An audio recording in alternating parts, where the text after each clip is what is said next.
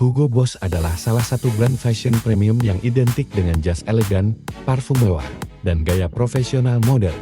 Namun, tidak banyak yang tahu bahwa di balik kesuksesan globalnya, merek asal Jerman ini memiliki sejarah yang kompleks dan kontroversial, termasuk keterlibatannya dalam produksi seragam tentara NAZE pada era Perang Dunia II. Artikel ini membahas fakta menarik dan sisi sejarah Hugo Boss yang jarang diungkap, sekaligus bagaimana brand ini bertransformasi menjadi raksasa fashion dunia. Awal berdirinya Hugo Boss didirikan pada tahun 1924 oleh Hugo Ferdinand Boss di Metzingen, Jerman. Pada awalnya, perusahaan ini bukanlah brand fashion mewah, melainkan produsen pakaian kerja seperti seragam pekerja, jas hujan, pakaian pelindung industri. Fokus utamanya adalah memenuhi kebutuhan pakaian fungsional, bukan gaya atau tren. Keterlibatan dengan rezim NAZI, pada tahun 1931, Hugo Boss bergabung dengan Partai NAZI.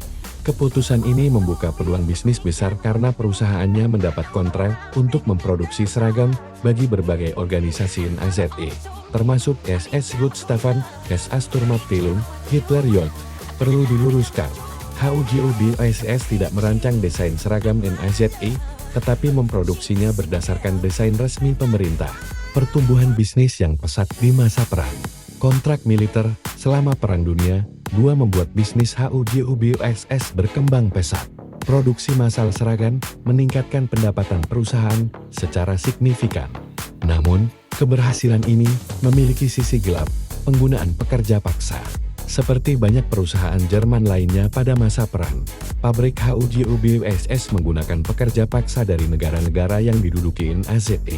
Fakta ini kemudian menjadi bagian penting dalam evaluasi sejarah perusahaan dan diakui secara resmi di kemudian hari. Dampak pasca Perang Dunia II. Setelah kekalahan NAZI pada tahun 1945, Hugo Boss diklasifikasikan sebagai pengikut rezim NAZI. Ia didenda oleh otoritas denazifikasi. Perusahaan kehilangan kontrak militer dan menghadapi masa sulit. Hugo Boss meninggal pada tahun 1948, sebelum melihat transformasi besar perusahaannya. Transformasi menjadi brand fashion global. Pada dekade tahun 1951-1970-an, Hugo Boss mulai beralih fokus ke pakaian pria formal. Inilah titik awal perubahan besar yang mengubah citra perusahaan dari produsen seragam menjadi simbol gaya profesional. Puncak kesuksesan terjadi pada tahun 1980-an, ekspansi global dan penguatan brand image. 1990-an, diversifikasi produk parfum, pakaian kasual, aksesori, pengakuan sejarah, dan permintaan maaf. Pada tahun 2011, Hugo Boss secara resmi mengungkap sejarah perusahaannya selama era NAZI dan menyampaikan penyesalan atas penggunaan pekerja paksa. Mereka juga mendukung penelitian sejarah independen sebagai bentuk transparansi. Langkah ini dipandang sebagai upaya perusahaan untuk bertanggung jawab atas masa lalunya. Hugo Boss di era modern. Saat ini, Hugo Boss dikenal sebagai brand fashion internasional dengan fokus pada keberlanjutan, etika bisnis, tanggung jawab sosial, inovasi desain. Perusahaan berupaya membangun identitas modern yang lebih transparan dan bertanggung jawab.